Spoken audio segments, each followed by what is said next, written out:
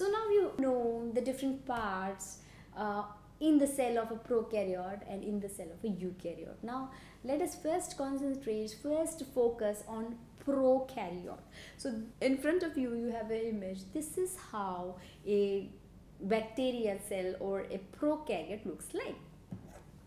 So students, so these bristle-like things you see, these are fimbriae, okay, and then this longer one that's called as pilus or pilia, okay, and then even longer ones that's flagellum, you know, a flagellum for locomotion. You fimbriae, you see pilus, and you see flagellum.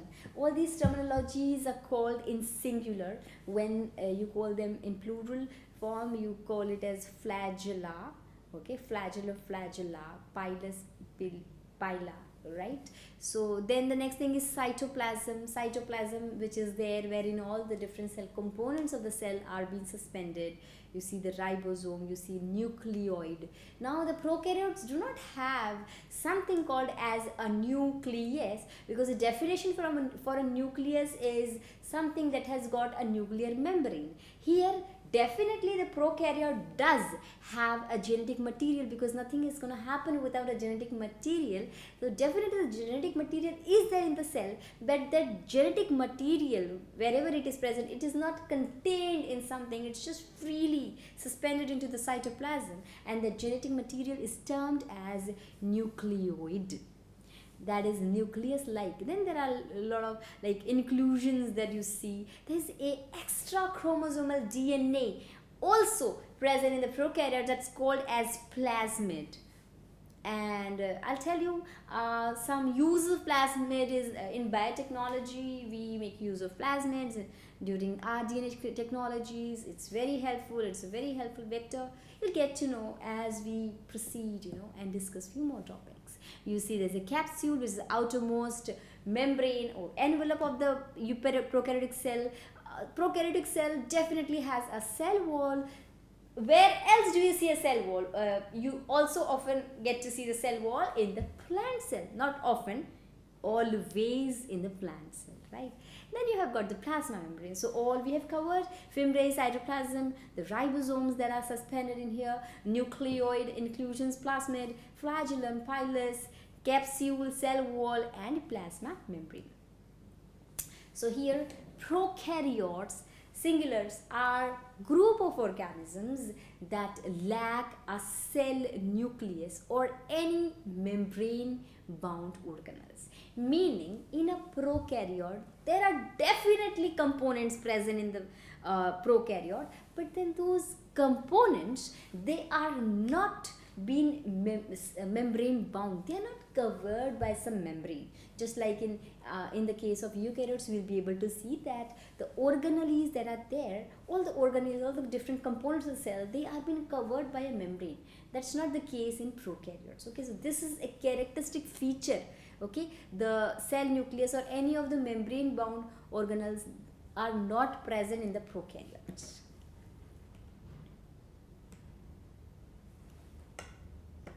Now another discrete character of the prokaryote, just like when I was describing the image of the prokaryote, I told you that another discrete characteristic of the prokaryote is that the prokaryote doesn't have something that's called as a nucleus. They differ from a eukaryote, which has a cell nucleus.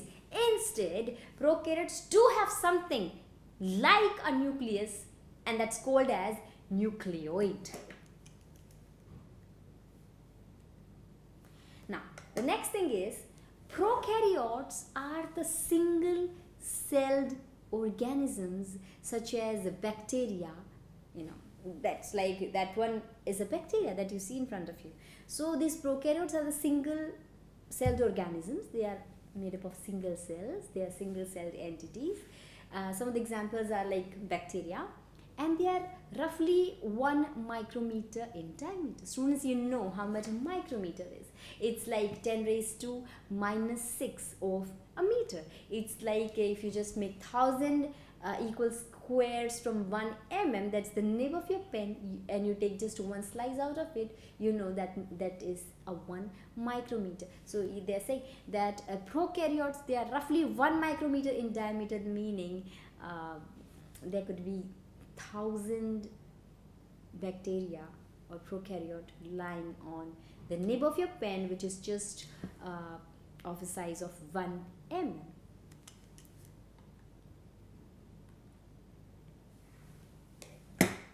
So just like I said, I'm repeating this characteristic over and over again. The reason is you must not get confused. You know, something that consists of a genetic material is not necessarily a nucleus. Prokaryotes do have the genetic material, but then it is not been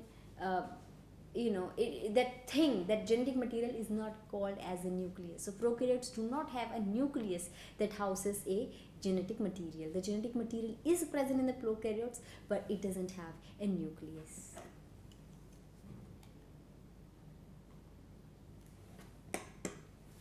Now the other thing is, some more characteristics, some more points about the prokaryotes is, prokaryote cells, they consist of a large DNA molecule that is compacted in an area of cytoplasm that's called as nucleoid region.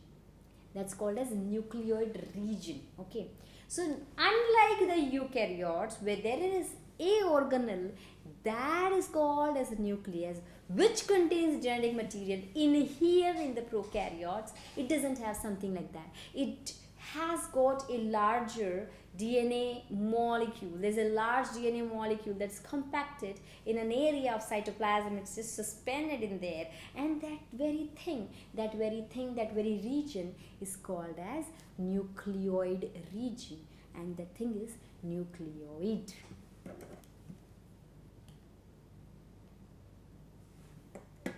Now, of course, the genetics or the gene or the DNA is very, very precious to any cell, because we know that the genetic material is actually the software of that organism. So it's very important to protect it. The nucleoid region is protected and encased by a cell wall or a cell membrane in the prokaryote. The outer layering of the cell, right? Similar to that of a human skin.